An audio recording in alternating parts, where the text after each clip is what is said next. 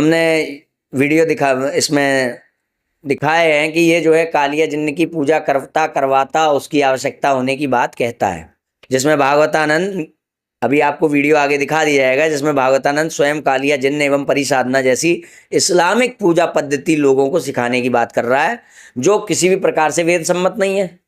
यदि तुम किसी परंपरा का नाम दे दो, वहां पे भी तो होता है, तो वहां तुम ये चेक नहीं करोगे कि नहीं शास्त्र से है कि नहीं, शास्त्र के बाहर नहीं होना चाहिए ना।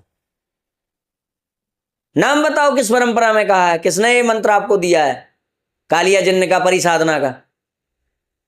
शास्त्र में बात हो रही ना, तस्मात् शास्त्रम प्रमाणम। भाई शास्त्र के बाहर यदि गुरु भी हो तो उसका भी वो करना चाहिए निग्रह ना, तो तुम्हें उनका निग्रह करना चाहिए जो ऐसा दे रहे हैं। तुम उनके आधार पे अपनी चीजों, अपनी गलत चीजों की पुष्टि कर रहे हो। कहां चला गया तुम्हारा निग्रह? या निग्रह संप्रदाय से तुमको मिला कालिया जिन्न परिसाधना का? एक व्यक्ति ने मुझे बहुत परेशान कर रखा था कि मुझे साधना दीजिए, सिद्धि दीजिए, साधना दीजिए, सिद्धि दीजिए। उनको कालिया जिन्न का मंत्र चाहिए था, तो कालिया जिन्न का मंत्र किससे लेकर गए? हमसे लेकर गए। इस फोटो को मैंने भेज दिया और कहा कि ऐसे ऐसे कुछ कर ले। तो इतना सत्य है इसमें, फोटो सत्य, फोटो मैंने भेजा, क्योंकि जो डॉट लगे हैं फोटो के नीचे वो मैंने लगाए थे, ये मुझे याद है। क्योंकि जो डॉट लगे हैं फोटो के नीचे वो मैंने लगाए थे, ये मुझे याद है। क्योंकि जो डॉट लगे हैं फोटो के नीचे वो मैंने लगाए थे, ये मुझे याद है। क्योंकि जो डॉट लगे हैं फोटो के नीचे वो मैंने लगाए थे, ये मुझे याद है। लेकिन ये सब जो लिखा है ना कि इससे पहले मेरे पास भेजना पड़ेगा, ये मुझे याद नहीं है। गुरु पूर्णिमा से लेकर अगले पूर्णिमा तक खुले में बैठकर आसमान के नीचे सावन आया बहार आई, तेरे बाप शैतान को सजदे की मार आई, परी तू न आई तो तुझे तेरे बाप शैतान की मार आई। 51 माला जप करना है, प्रत्यक्ष होने पर हाथ में फूल गुलाब देना है और साथ रहने को बोलना है। 3 वचन ले लें एवं मृत्यु समय न बिगाड़ने बोले। वो इसकी वास्तविकता क्या है? पहली बात कि सावन आया बहार आई, तेरे बाप शैतान को सजदे की मार आई, ये जो मंत्र है ये वास्तविक मंत्र है। और ये मंत्र मैंने आदित्य वैभव को दिया था। 29 जून 2021 को मैंने इसको ये साधना भेजी थी। कब भेजी थी? सुबह 8:50 में। तो क्या है इसमें? रात्रि को 12 बजने के ठीक बाद यदि संभव है तो स्नान करके, अन्यथा हाथ पैर लिंग आदि धोकर, कुल्ला आदि करके, सफेद कपड़ा पहन के, इत्र आदि सुगंधित वस्तु लगाकर खुले आसमान में एकांत में चले जावे, पूर्व दिशा की ओर मुंह करके बैठ जावे, एक धूप जला लें। इसके अतिरिक्त कुछ भी और काम करने की आवश्यकता नहीं है। आकाश की ओर दृष्टि रखकर यदि चंद्रमा दिखे तो और भी उत्तम। निम्न मंत्र को स्फटिक की माला से 7 माला पढ़ें। यह मंत्र शुक्रवार अथवा पूर्णिमा को करें। सावन आया बार आई, तेरे बाप शैतान को सजदे की मार आई, लाली तू न आई तो तुझे शैतान की मार आई। प्रयोग पूर्ण होने पर उससे 3 वचन लें। मेरे स्मरण करने पर सदैव आकर मेरा बताया कार्य करें। मेरे और मेरे परिवार प्रियजनों को किसी प्रकार की क्षति कभी न करें। मृत्यु के बाद मेरी ऊर्ध्वगति में किसी प्रकार से बाधक न हो। यदि देवी की प्रत्यक्ष सिद्धि हो जावे तो उसके बाद आप गुरु दक्षिणा में मेरे बताए किसी भी 1-2 कार्य को पूर्ण करा दें। प्रयोग से पहले, प्रयोग के बीच या प्रयोग के बाद में कभी भी इस बात का उल्लेख मेरे अतिरिक्त किसी अन्य से न करें। बहुत सरल है। यद्यपि दीपावली की रात्रि से 3 रात मिट्टी के बर्तन में खीर बनाकर और दक्षिण दिशा होकर रात 12 बजे 108 बार जप करना है। प्रत्यक्ष होने पर पैसा ले लेना है, अधिकतम 10 करोड़, और इसका 25% मुझे देना है। अब विधि तो सही है। कालिया जिन्न वाला यह मंत्र मैंने 3-4 लोगों को दिया था, जिनकी आर्थिक स्थिति मुझे लगी कि बहुत गड़बड़ है और बहुत गरीबी में था, वो बाद में बहुत अमीर भी हो गया था। और उड़ीसा के एक व्यक्ति जिसका मैंने संदर्भ दिया, उसको भी यह सिद्ध था, और वो 4 लोग मिलकर इसको सिद्ध किए थे। तो इसमें शर्त यही थी कि जो मंत्र देता है, मतलब बताता है, वो 25% उसको देने पर ही वो धन उसको लाभ करता है। उन्होंने अरबी फारसी के मंत्रों से किसी शक्ति की आराधना कर रखी थी, अपने किसी गुरु से प्राप्त करके, वो पीर शक्ति की।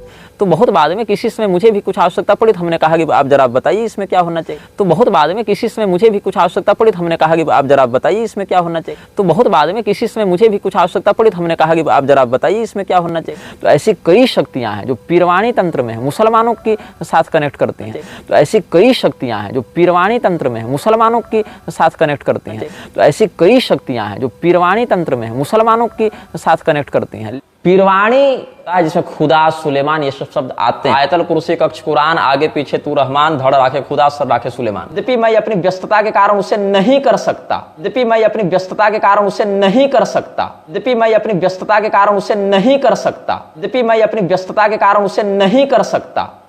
ये मैंने खुद लिखा है। मंत्र दे दीजिए, कोई तंत्र दे दीजिए, कोई सिद्धि दे दीजिए, और मैं बहुत टालता हूँ, फिर इक्का दुक्का किसी को कुछ दे देता था पहले। लेकिन अब इन प्रकरणों के बाद मैं और भी सतर्क हो गया हूँ। अब इन प्रकरणों के बाद मैं और भी सतर्क हो गया हूँ। अब इन प्रकरणों के बाद मैं और भी सतर्क हो गया हूँ। अब इन प्रकरणों के बाद मैं और भी सतर्क हो गया हूँ। अब प्रश्न ये उठता है कि इस प्रकार की अवैधिक पूजा पद्धति भगवतानंद को किस प्रामाणिक संप्रदाय से प्राप्त हुई है। प्रथम तो कोई भी प्रामाणिक संप्रदाय इस प्रकार की अवैधिक पूजा पद्धति का समर्थन नहीं करता। यदि करता भी है तो निग्रह संप्रदाय में प्रामाण्य बुद्धि होने के कारण किसी संप्रदाय द्वारा किए जा रहे इस प्रकार के शास्त्र विरुद्ध कृत्य का निग्रह न करते हुए उसका प्रचार करना यह दिखाता है कि भागवतानंद की प्रामाण्य बुद्धि निग्रह संप्रदाय में भी नहीं है, क्योंकि उसने स्वयं निग्रह संप्रदाय को श्रुति सम्मत बताया है। ऐसे में अपने संप्रदाय की सीमा का उल्लंघन करते हुए किसी और संप्रदाय की वेद विरुद्ध सामग्री का समर्थन करना भागवतानंद को उसी के द्वारा परिभाषित निग्रह संप्रदाय को न मानने वाला सिद्ध करता है। इसके साथ ही साथ यदि यह माना जाए कि इस प्रकार की इस्लामिक सामग्री से युक्त पूजा पद्धति उसे निग्रह संप्रदाय से ही प्राप्त हुई है, तो ऐसे में निग्रह संप्रदाय को ही वेद विरुद्ध मानना होगा। जो भी हो, इस प्रकार की सनातन विरुद्ध सामग्री को प्रामाणिक एवं फलदायक मानते हुए उसका प्रचार, समर्थन एवं महिमागान करने वाले भागवतानंद को अवैधिक और सनातन विरोधी न मानकर सनातन वैदिक आर्य हिंदू धर्म का प्रामाणिक आचार्य क्यों माना जाए? क्योंकि भागवतानंद ने कहा है।